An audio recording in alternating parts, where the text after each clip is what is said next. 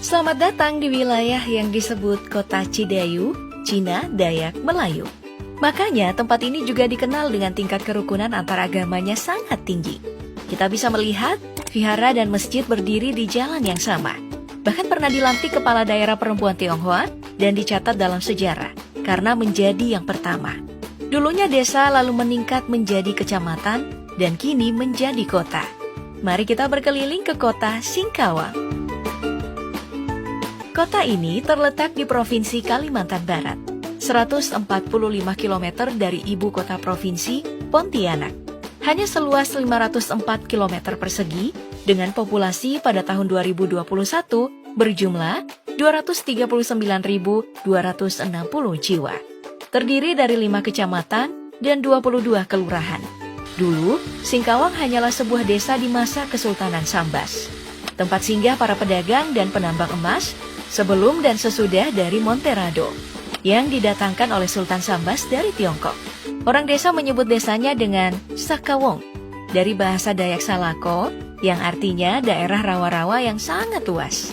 Orang-orang Dayak Salako adalah penghuni lama desa ini, yang dijadikan prajurit oleh Sultan Sambas, hingga akhirnya menjadi ramai oleh para pedagang Tiongkok, yang kemudian menyebut desa ini dengan sebutan San Kyeojong. Berasal dari bahasa Tiongkok Hakka dengan 3 suku kata.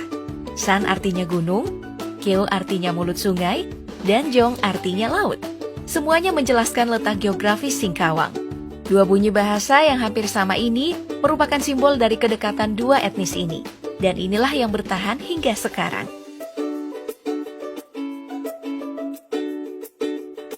Untuk persentase penduduk, sekitar 58% adalah warga keturunan Tionghoa. Sebagian besar Tionghoa Hakka. Sisanya adalah orang Melayu Sambas 30%, orang Dayak 10%, Jawa 10%, dan Madura 8%. Hal ini membuat Singkawang menjadi daerah pecinan terbesar di Indonesia karena dominasi warga keturunan Tionghoanya.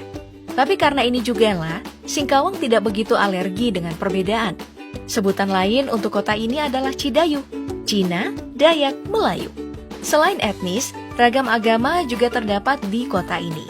Ada 7 agama dengan persentase terbesar adalah Islam 52,91%, lalu Buddha 33,82%, Katolik 7,43%, Protestan 5,38%, Konghucu 0,43%, Hindu 0,02%, dan yang lainnya adalah 0,001%. Semua agama ini berdampingan tanpa sentimen yang berarti, sampai diberikan penghargaan sebagai kota paling tinggi toleransinya pada tahun 2021. Pada tahun yang sama, mengutip mediacenter.singkawang Kota, Kota Singkawang ini memberikan terobosan melalui kebijakan Perwako Singkawang nomor 129 tahun 2021 tentang penyelenggaraan toleransi masyarakat.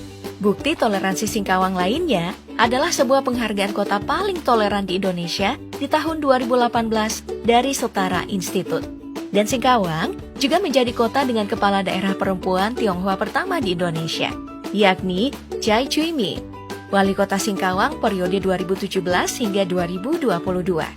Ia pernah menjabat sebagai ketua DPRD Kota Singkawang periode 2009 hingga 2014.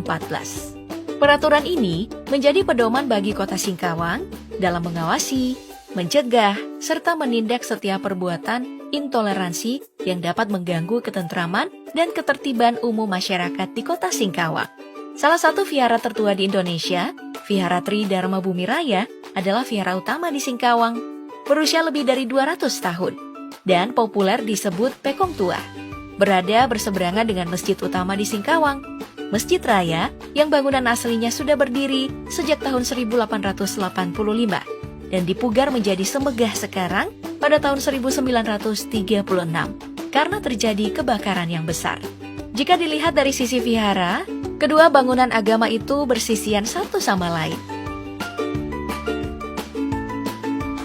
Jumlah populasi Tionghoanya inilah yang membuat Singkawang mendapat banyak julukan. Dari desa Amoy, kota 1000 kelenteng, sampai Hong Kong Van Borneo. Karena memang terasa berada di Hong Kong sih kalau berkunjung ke Singkawang. Dari gaya bangunan yang berbau Tionghoa, Bahkan ada satu kawasan pecinan di dekat Sungai Singkawang, berada di kota ini seperti tidak sedang berada di Indonesia. Perubahan atmosfer dan suasananya itu sangat mencolok. Percampuran orang Dayak dan Tionghoa ini jugalah yang membuat perempuan dan lelakinya berwajah menarik. Hal ini dikaitkan dengan sebutan Amoy, panggilan khas untuk perempuan atau darah keturunan Tionghoa.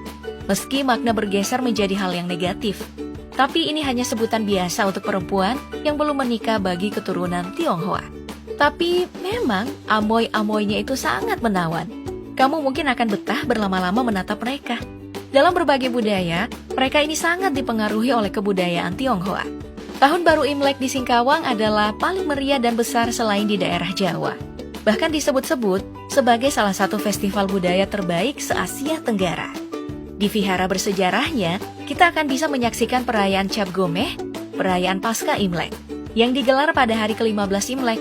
Perayaan dimulai dari pawai lampion dan pemberkatan tatung di vihara-vihara. Nah, tatung ini adalah orang yang dirasuki roh leluhur atau para dewa, membuat mereka menjadi kebal, tidak merasa sakit, tidak berdarah saat badannya ditusuk atau disayat benda tajam. Tatung ini akan digiring keliling kota. Tujuan utamanya adalah untuk membersihkan kota dari roh-roh jahat. Oke, untuk mengunjungi wisata dan mencoba kulinernya, lain kali kita akan berkunjung kembali ke Singkawang di video selanjutnya ya.